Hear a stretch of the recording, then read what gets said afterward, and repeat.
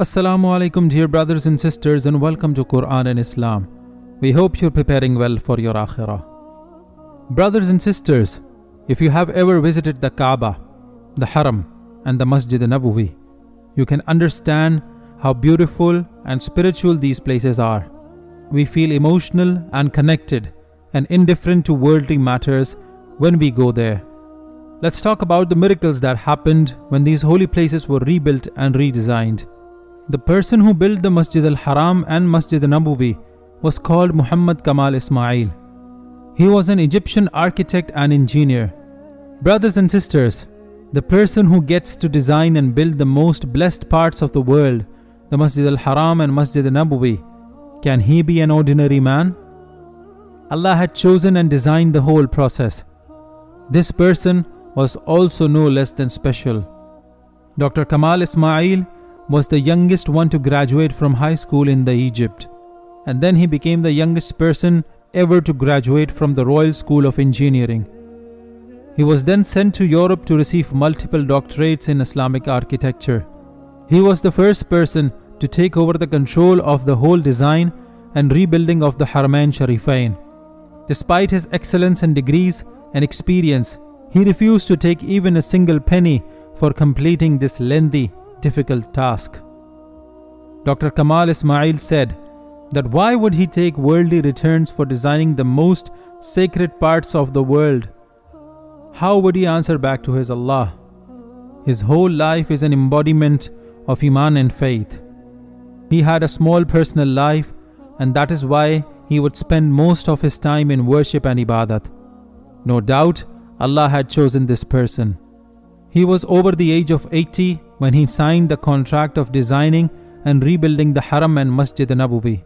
And after that, he spent his years working for the sacred places without any media coverage or spotlight.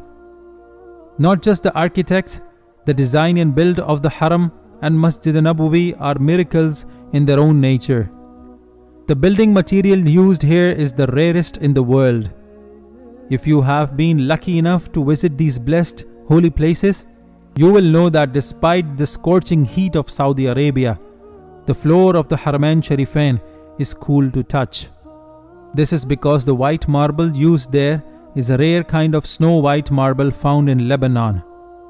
Dr. Kamal went to Greece and bought that rare mountain where this marble was found. It is known for its extraordinary shine and white color and thermal properties. It gets rid of the heat in the air and feels cool to touch on the surface.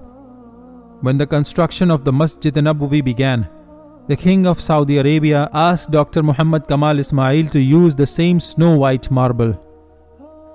The marble he had bought for the Haram was 15 years ago. He wasn't sure if that company still had it. Anyways, he went to meet the executive and told him the story. As expected, the marble had been sold out completely.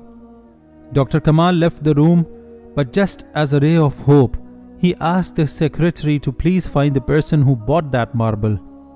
She said, "It is difficult, but you can drop your number and I will let you know if I receive any information." The next day he received a call from the secretary. She had found the company who bought the rest of the marble 15 years ago. When he looked at the details she sent, Dr. Kamal was astonished. The company was based in Saudi. He immediately took his flight, landed in Saudi Arabia, and went to meet the owner of the company. He told the whole story.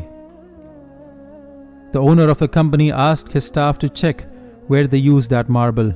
Surprisingly enough, the marble was still there in their storage. For 15 years, that marble was waiting for Dr. Kamal to come and use it for the building of Masjid Nabvi.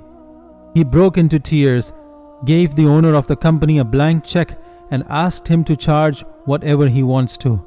The executive of the company refused to take a penny.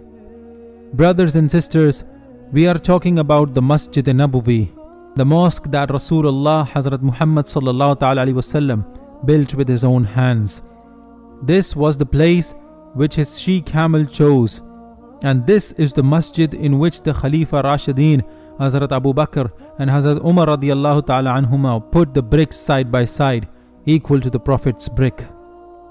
This was the holy place where Hazrat Aisha and Hazrat Sauda radiallahu ta'ala an had their homes. How lucky some chosen people have been to contribute to the reconstruction of this holy place, where the hearts of the Muslims from all over the world come together, where thousands of Muslims come every year to rejuvenate their iman and faith and get rid of their sins and connect with Allah and His Prophet sallallahu ta'ala alaihi wasallam. This makes us extremely nostalgic and emotional, knowing that this man has spent his precious experience, time and years in building the Masjid Nabvi with full heart and passion. He could have taken other projects and made billions and left a lot of money for his coming generations. But Allah had chosen a man of faith and iman for the construction of this holy place. May we all get to witness the glory and holiness of Masjid al-Haram and Masjid Nabvi one day. Don't forget to subscribe to the channel and hit the bell icon so that you don't miss an update. Till next time, Assalamu alaikum wa rahmatullahi wa barakatuh.